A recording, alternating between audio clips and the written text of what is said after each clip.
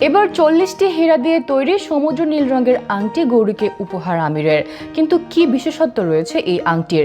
বলিউড অভিনেতা আমির খান আবারও ব্যক্তিগত জীবনের কারণে আলোচনায়। নিজের 60তম জন্মদিনে প্রেমিকা গৌরী স্প্র্যাটের সঙ্গে সম্পর্ক প্রকাশ্যে আনার পর থেকেই তাদের নিয়ে আগ্রহ তুঙ্গে। যদিও বিয়ে নিয়ে এখনো অনিশ্চয়তায় রয়েছেন আমির, তবুও ভালোবাসার প্রকাশ্যে কোনো কার্পণ্য রাখেননি তিনি। সম্প্রতি গৌরীকে উপহার দিয়েছেন 40টি হিরে খচিত এক বিরল আংটি, যা ইতোমধ্যে নজর কেড়েছে সবার। এই আংটির সবচেয়ে বড় আকর্ষণ এর অ্যাকোয়ামেরিন পাথর, যা ব্রাজিল থেকে বিশেষভাবে আমদানি করা হয়েছে। সমুদ্রের মতো নীলাভ আভাযুক্ত এই রত্ন পাথরকে বলা হয় দ্যুতিময় সমুদ্র নীল রত্ন।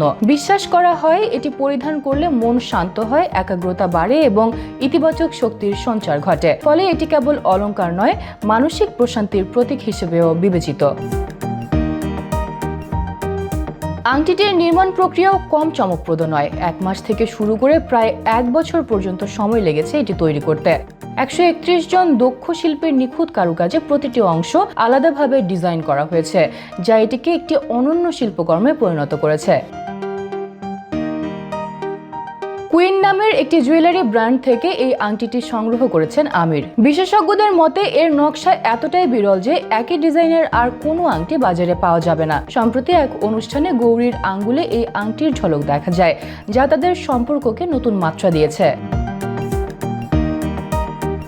দুটি বিবাহ বিচ্ছেদের পর যখন আমির ভেবেছিলেন আর কখনো ভালোবাসায় জড়াবেন না, তখনই গৌরী তার জীবনে নতুন আলো হয়ে আসেন। সেই ভালোবাসারই যেন এক ঝলমলে প্রতীক হয়ে উঠেছে এই সমুদ্র নীল আংটি।